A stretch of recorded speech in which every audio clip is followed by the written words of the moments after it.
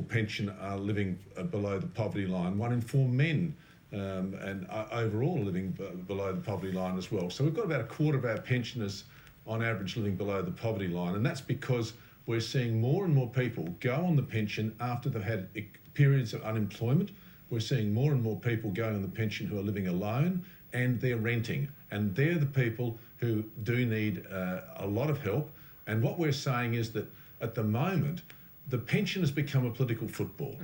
We know we're in election mode at the moment because this is the issue that came up yesterday. Then a week or so ago, just before Malcolm Turnbull left office, he said that he was going to keep the energy supplement. Now, that was another one of those measures that was sitting there. So you've got people pulling a lever one week, pulling a lever the next week, and they're all trying to capture that vote of the older Australians, of which there are millions of them. Yeah, it's a good point. I mean, you know, we could argue back and forth, and many of our viewers have different views on where that age should be set. And all of the arguments, I think it's fair to say, around that are pretty compelling. But your overarching point is probably the most important one, which is that when are we ever going to get some independence into an important policy setting like this? And I hear you calling for it, but given that we don't have really pretty much else set independently in this country, I think it's probably a faint cry, isn't it? Well, no, not really. I mean, we can improve things. I mean, that's the great thing about life. You can actually improve it. You know, I know we can. I'm just querying whether we ever do. Yeah. Well, I think the challenge is there. We are in an election year, and an independent pension tribunal is something that we're going to focus the minds of the politicians on. We've joined together with the Benevolent Society, which is Australia's oldest charity. So National Seniors, we've got 130,000 members and 120 branches around the country. We're going to mobilise our action with the Benevolent Society, and we are going to target marginal electorates in the run-up to the election, and we're going to say to them, every second voter in Australia is over 50, and if you want to get things right, show us that you can do things in a better way, and an independent tribunal is a better way of doing it.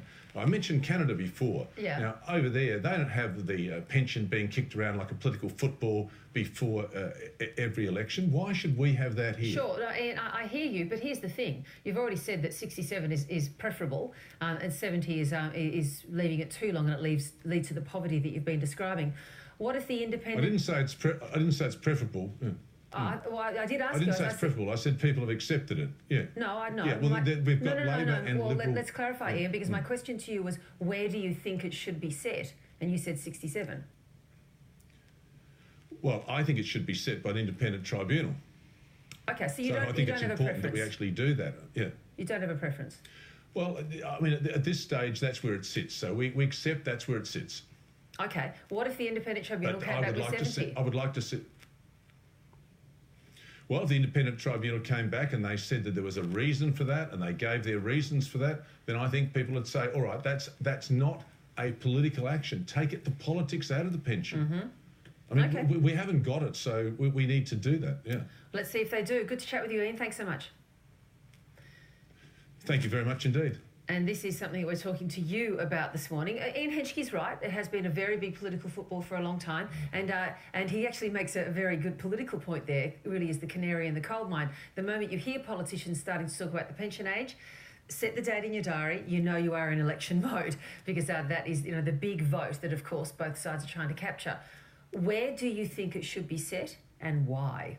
Ron has leapt on just that point. He says the backlit's purpose, in his view, is to make the Prime Minister more electable. It will no doubt revert back to 70 before the intended 2035 start date, long after Scott Morrison is long forgotten. Similar sentiment from Scott. He reckons Scott Morrison is simply trying to stay in power.